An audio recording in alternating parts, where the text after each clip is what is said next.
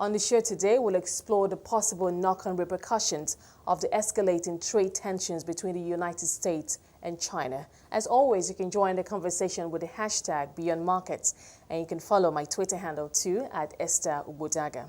Now, the growing trade tensions between the U.S. and China is keeping global markets on their toes. Bamidele Ayemibo, lead consultant at 3T Impex Trade Academy, joined me to discuss the possible knock-on repercussions of the escalating trade tensions between the world's two largest economies. Let's dive right into it. Okay. I'm sure you're very much aware of the tit-for-tat trade spat between China and the U.S. And China just recently came out to say that they're now going to impose tariffs on U.S. oil imports. But before we go into that, I want to hear your perspective on what the Trump administration is doing. Trump have always said America first, and whatever he's going to do is going to be for the benefit of America. As far as it's concerned, China is a threat to America. If America is going to retain their power as a world power, largest, in terms of GDP, trade, and the like in the world, they need to do something to clip the wing of China. And that's exactly what I'm saying here. So it's just doing what some other administration will probably not be able to do because he has the guts to be able to do it. He feels these people at the rate they are going, and of course China is very much bent on taking over the world, and they're doing everything to get that done. And America is going to go to sit down and allow that to happen. So all that America is doing basically is to slow down whatever it is China is doing to take over the world. Okay, so you don't think that is just basically addressing the trade deficit that exists between China, not just even China, between China and the U.S., because the U.S. puts its trade deficit globally at $500 billion. And so Trump says, like, look, we need to begin to fix this from country to country to ensure that whatever trade deal we enter in is beneficial to both sides of the party. So some might say that's a fair argument. Of course, there will always be a fair argument to put forward, but we also know behind the scene there's always a political undertone to it. So that's a fair argument, but what we're going to look at is in 5-10 years from now, let's see if they're going to continue this with other countries with which they're having deficit. But you and I mean, at that point, we'll be able to know that, look, indeed, it's not just about the deficit, it's about the fact that the pace at which China is going, America is not going to sit down and allow China to take over the world. Okay, so this is being referred to as a trade war, and Mr. President Trump has said that trade wars are easy to win. But, trade scholars tell us that trade wars are not easy. It's not that simple to win a trade war, especially if you have so many other countries against you. There could be a gang-up. So what are your thoughts on that in terms of how we define what a trade war is and how easy, is the risk worth the reward? It's not a trade war. It has not gotten to that point. Even though some opinion might feel is going that route, because now it's like tit for tat. I do you, you do me. And I don't see other nations rising up against America. Because there have been rumblings. We know that EU, now Canada, the EU, they're not happy about it. They won't be happy about it. They won't be happy about it because some of them have actually imposed some of the tariffs also. Mexico, for instance. Since Trump came in, you are very much aware of the fact that Trump have had issue with Mexico. They felt Mexico is the one enjoying all the benefit of NAFTA. And of course, they are enjoying the benefit of NAFTA because most of the things produced from Mexico are shipped into the U.S. So as far as the U.S. is concerned, in my opinion, I feel the target of this is the growth of China and the fact that China is taking over the world. If you're not seeing it from that perspective and you're thinking it's just about the trade alone, then I don't think that is it. Reason being that if you look at all that America is trying to do, among all the people who are supposed to be world powers, who are the closest to them? Germany, Japan, China. But China is going at a pace. And where China is going really, if you know the effort they are making to be able to get their route in Africa and get their route in Europe. Last year or 2 years ago that they built a rail from Europe down to China. So you think it bothers the U.S. that Africa or China is Africa's biggest trading partner right now? Yes. It's a major challenge for U.S. Look at the response of China to what Rwanda is trying to do. Looking at the fact that Rwanda, as a small country, is saying, look, we want to develop. In developing, we don't want to import used clothes, used shoes. But Trump is saying, no, you have to import it. Why? It's threatening a sector of the market in the U.S. So the question I'm asking myself is, what's the essence of AGOA? Are you sure AGOA is really for the development of Africa? It's not. It's for the development of the U.S. in the long run. They think very long term. So if what's the name, Rwanda, Uganda, and some other East African countries and say, look, we want to ensure that we produce this in ourselves in our country. And someone is saying, look, this used material is from this country, and if you do this, this will threaten us. And that become an issue. Even in Nigeria, even though this might not be in the news or becoming a major news element, but the fact is that wheat today in Nigeria is not, we could not do much in wheat because of US, what's the name, seeing it as a threat to the economy, just the way they are doing to Rwanda. So now they've pulled them out of AGOA. Why? Because we felt we want to take our destiny into our hand and move and produce ourselves. Okay, so you think, President Trump has been a little hypocritical about it. I mean, talking about the fact that every trade deal must benefit both parties. Exactly. Whenever, look at EPA. EPA, we might think will benefit us, that economic partnership agreement.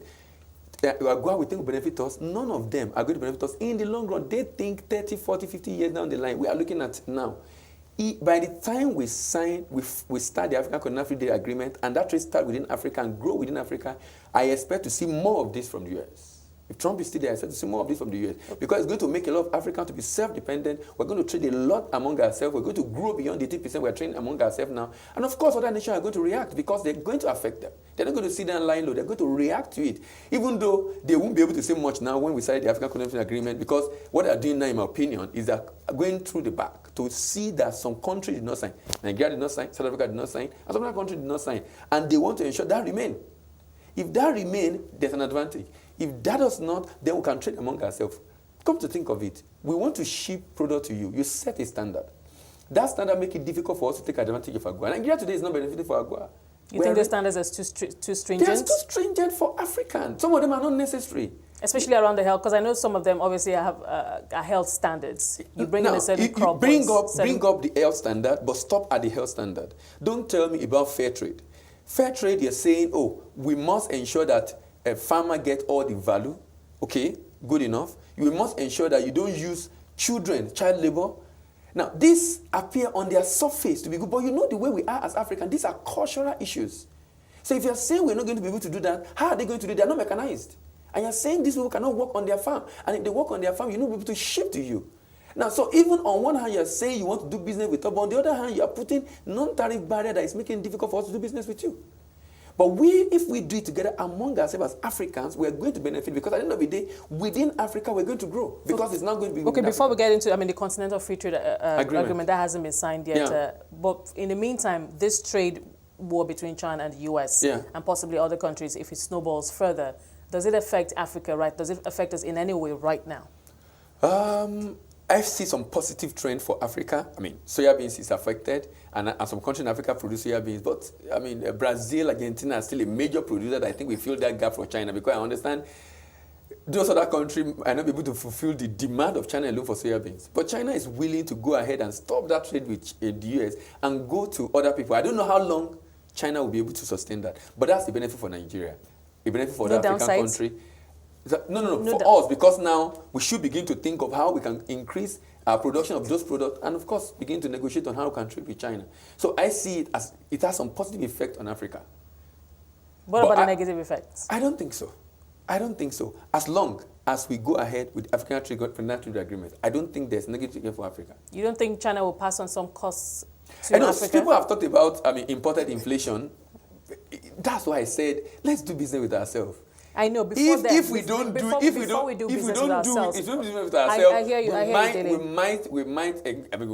So that imported inflation is real. How impactful would that be? Would it be? For our manufacturer who depended about, for me, I think we're even over dependent on China.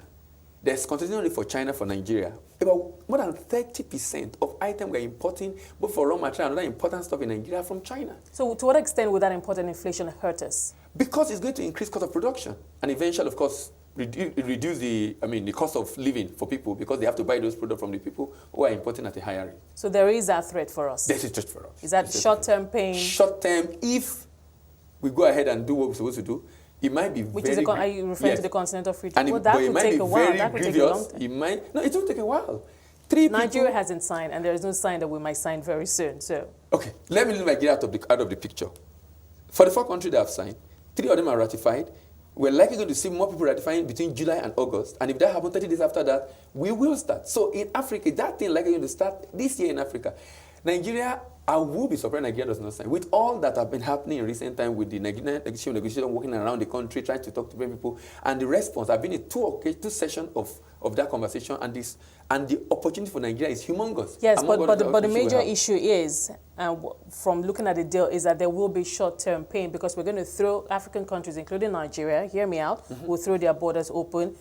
Cheaper goods are going to come in. You know that we're in a high interest rate environment. Our manufacturers struggle to get, have access to credit. They produce at not very competitive prices compared to the goods that are going to come in. So, and we also hear that there will be loss, that short-term pain. So are we willing, Nigeria and other African countries, are they willing to withstand that short-term pain and have the patience to wait it out? Because I understand that there will be benefits in the long term from this Continental Free Trade Agreement. Now, from what you're saying, you're assuming that goods are going to come in from outside Africa into Africa. Within Africa? Within Africa. So who are the people? Cheaper goods from within Africa. Who are the people? Egypt, South Africa, Algeria,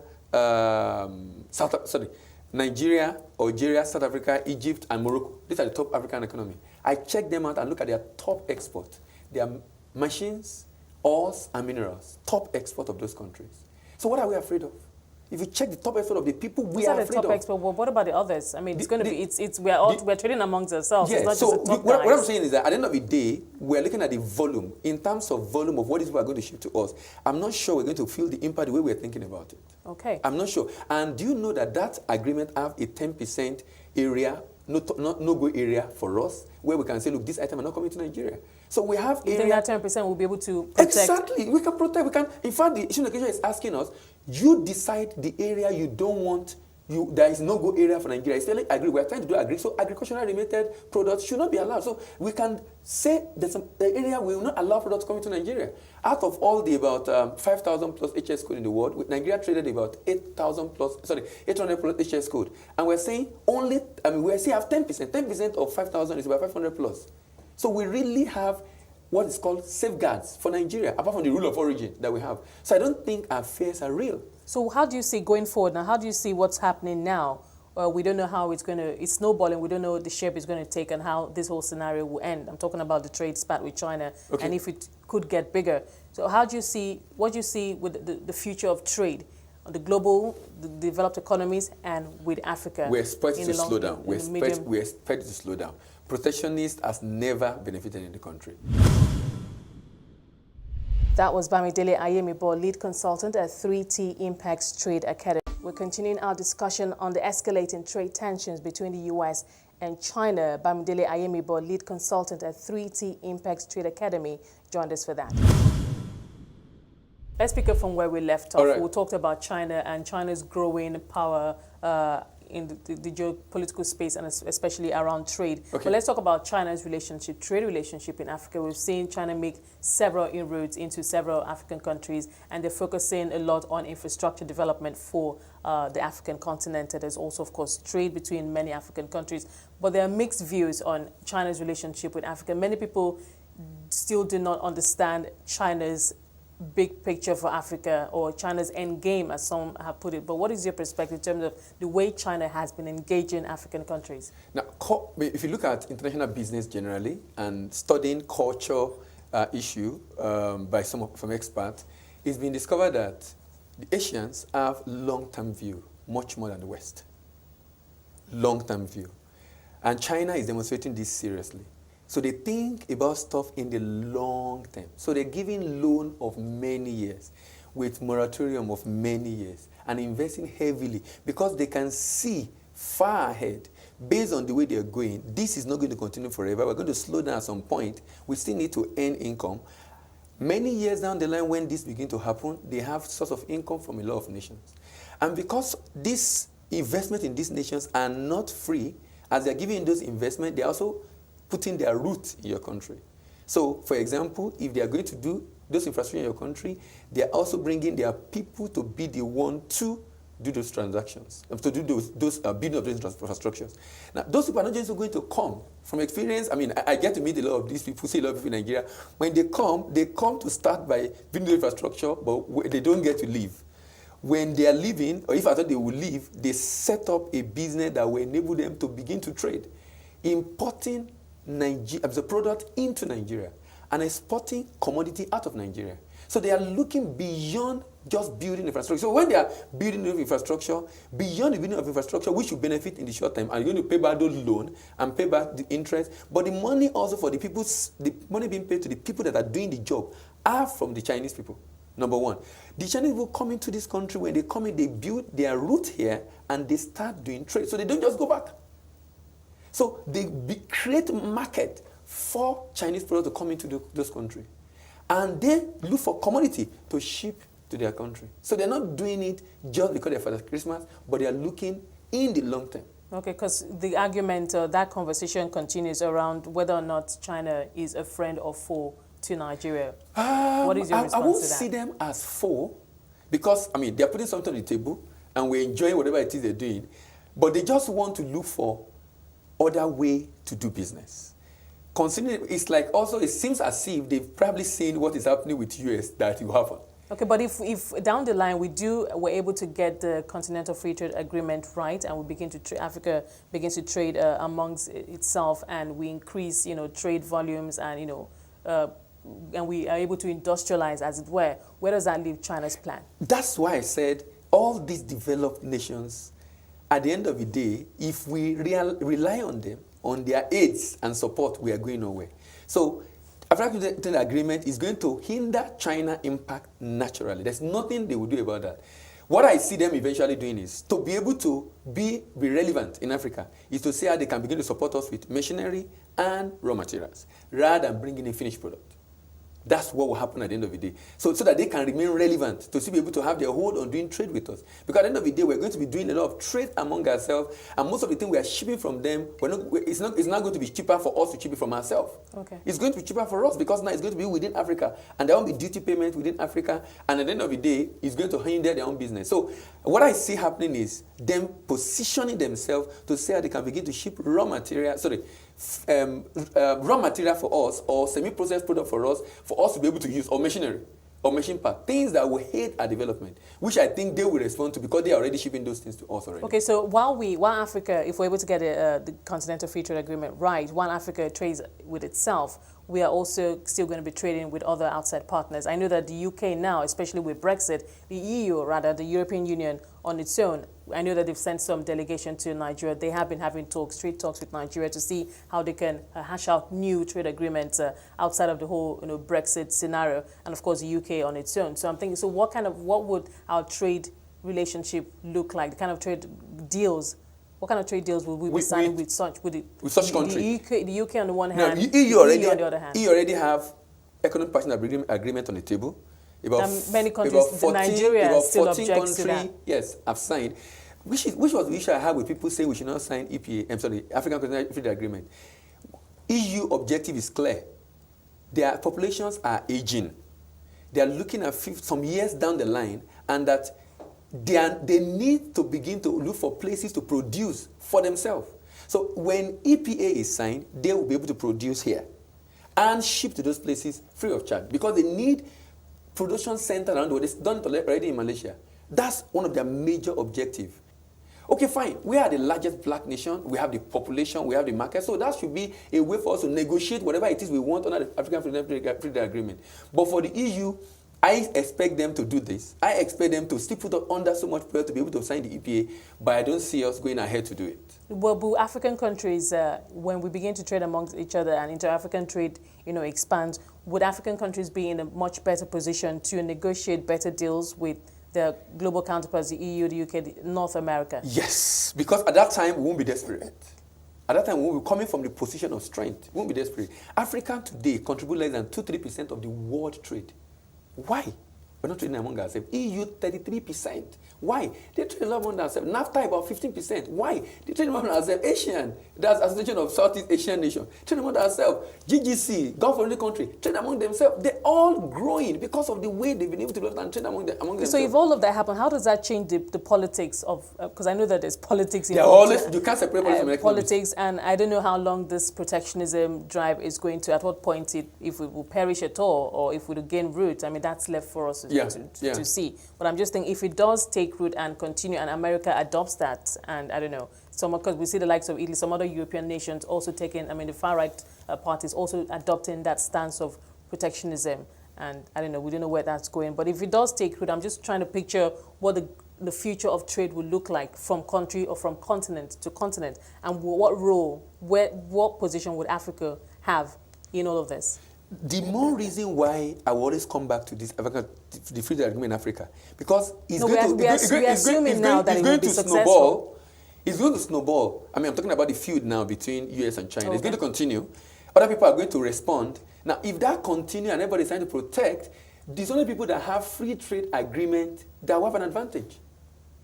Those are the people that will have an advantage because now they have markets to sell. You don't see a situation where there are more countries that are that have the protectionism policy more than those who don't. You don't think that because of that number, it will make it difficult for those who don't adopt that policy to have a bigger share? If other people are trying to protect themselves, you join group, association, agreement and arrangement that help you to be able to continue trading. Because the whole essence of it will be enough, even though those numbers are Africa is 1.2 billion, and it's expected to grow more. It's going to, sometimes we don't see when the Westerner presents some things to us, we don't try to read between the line and see beyond what they're trying to present. Whenever they are presenting anything to us, if we are going to gain 2, they are going to gain 8. But they do it in such a way that it's so covert, you don't get to see it. So at the end of the day, if the protectionism continue, those that have good agreement among themselves begin to. Africa is a very huge market. In fact, for me, to make us begin to think of more and more things we can do within Africa and explore the opportunity in Africa and grow within Africa. So we are currently doing about 18% trade among ourselves. We can grow that. So we have huge potential for growth within Africa. We are not doing much. Assuming that we employ, we have the required amount of foresight, because from what I get, from what you've been saying, lack of foresight has led us to where we are. Yeah, because we think we are just the way Nigerian states are so dependent on Abuja, even though they have potential to be reliant, is the same way African nation is relying on aids. But the aid does not come ordinarily. The agreement does not come ordinarily. Even some of these things that we see, what's the name? Immigration programs that make Nigerians to be flocking those countries does not come ordinarily. They all have objective. If they take us the brain out, it keeps you small. Because it keeps you small, then you remain the market to just buy what they're producing. So they're all strategy. Only that on the surface, it looks interesting. It looks as if it's going to benefit you. But if you look deeper into serious implication of that, in the long run, it's not going to benefit you. So do you see Africa being a world trading, a global power, a global force? Yes. We're going to grow. If EU can grow trade to 33%, and majority of that is within the EU, 28 nations. Africa is 54, 55 nations. 28 nations. Doing that much. Do you know what we can do? Because at the end of the day, we wake up to the reality of what we need to do to be able to, go to trade. In fact, for me, I think it's going to make us wake up. Do you know, even with the ETLS in West Africa, we're not able to do much with the Francophone countries because they are tied to their colonial master, France. But with African Trade Agreement, we have more options for Nigeria. More options. And so what we've been doing now, our truck going on to East African, Central African country, and there's so much issues on the way, this will stop. It will stop because this African Trade Agreement incorporate in it arbitration. If we sign this agreement and I have issue in your country, I'm going to go to the arbitration and complain. You don't see obstacles to this? What are the potential obstacles? That's why they've for the first time, an agreement incorporate arbitration in it. That's the challenge we're having with TLS. Nigerian companies have their certificate of origin, go through the process of ETLS, have a certificate of origin, still have issue being able to sell in some West African countries. But this incorporates arbitration. So if that happens, I can complain. And then it will take it off to the higher level in the nation, because the nation already signed, so they'll be able to deal with the issue. And then it becomes easier for trade among ourselves. So it will make it easier for everybody to wake up and do something within Africa, rather than being afraid that, okay, look, and they will complain about my colleagues, they complain. The product we have now that we are complaining about, Africans are buying it from us, both directly and indirectly. So we can do more with Africa. That was Bamidele Ayemibo, lead consultant at 3T Impex Trade Academy.